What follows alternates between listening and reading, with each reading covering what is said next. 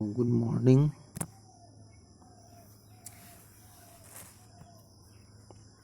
आज हम लोग पढ़ेंगे forces between two infinitely long straight parallel wire conductor wire carrying currents.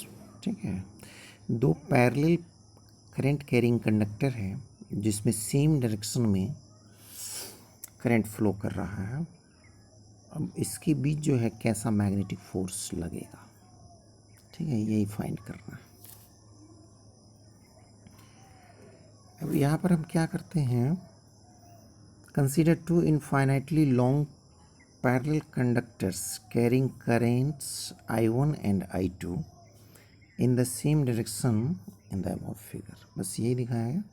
Late d be the distance of separation between conductors. The current I1 in the first conductor produces a magnetic field around it. The magnetic field at any point on the conductor second due to current I1 in the conductor 1 is given by conductor 1 के कारण जो produce होगा magnetic field, जिसमें कि conductor I2 होगा, तो वहाँ हो जाएगा B1 equals to mu naught by 4 pi two I1 by D. और इसका जो डायरेक्शन होगा वो होगा परपेंडिकुलर डाउनवर्ड। ठीक है, इसमें यानी कि ये जो फील्ड हुआ वो हो गया B1 में, ये कंडक्टर 2 हो गया। अब यहाँ पर है we know that magnetic force experience by the current carrying conductor of length L at 90 degree. अगर किसी करंट कैरिंग कंडक्टर को मैग्नेटिक फील्ड में रख दें और 90 डिग्री पर, तो उस पर फोर्स कितना लगता है। तो F equals to B I L sine theta, sine 90 degree, तो बी आई एल हो जाएगा, बी आई एल। ठीक है, बी आई एल। तो एक तो ये फोर्स लग रहा है। ठीक है, चलो अब यहाँ पर है कि there force experienced per unit length of conductor second, conductor second की पर यूनिट लेंथ पर कितना फोर्स लग रहा है इन मैग्नेटिक फील्ड B1। तो यहाँ पर क्या होगा, बी आई एल है तो F2 इक्वल्स हो जाएगा B1 I2 1 यूनिट लेंथ, इसलिए 1। तो B1 I2, अब B1 का वैल्यू जो है पीछे से रख देंगे, तो यहाँ पर आ जाएगा आपको ये ना mu naught by 4 pi two I1 by D I into I2।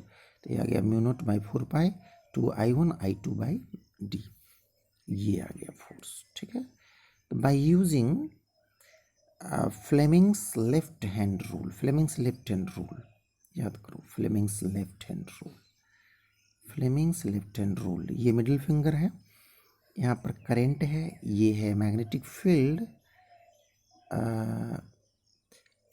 मतलब ये मैग्नेटिक फील्ड है, बी से लिखो, तो यहाँ पे क्या है, ये फोर्स।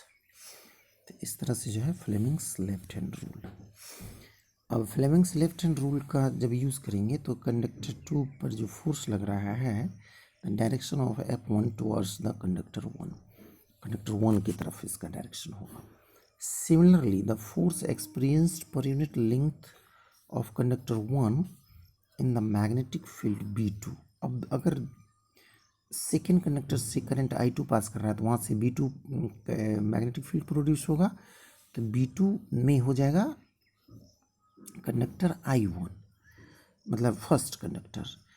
तो due to the conductor 2 is, यहाँ पर क्या फोर्स लगेगा, F1 equals to mu naught by 4 pi two I1 I2 by D.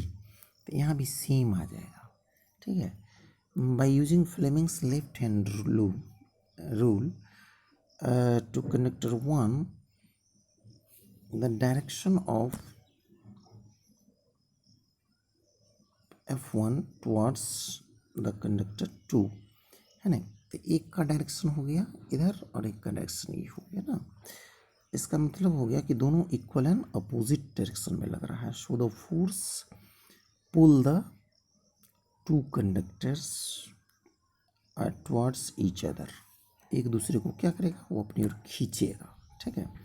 तो hence both conductors attract each other, एक दूसरे को अट्रैक्ट करेगा। इसका मतलब यह निकल गया कि अगर कोई पैरेलल वायर हो और उसमें करंट फ्लो करे सेम डायरेक्शन में, तो ये एक दूसरे को क्या करेगा, अट्रैक्ट करेगा, नहीं, फोर्स ऑफ अट्रैक्शन होगा, अट्रैक्शन, फोर्स ऑफ अट्रैक्शन, यहाँ पे फोर्स ऑफ अट्रैक्शन लगेगा। लेकिन यहीं पे है कि अगर एक दूसरे में अपोजिट डायरेक्शन में अगर फ्लो कर रहा है करंट, ठीक है, तो यहाँ पर हो जाएगा रिपल्सन, रिपल्सन, ठीक है, रिपेल करेगा। तो यही है आपका, इसको आप जो है लिख लेना। Okay, thank you.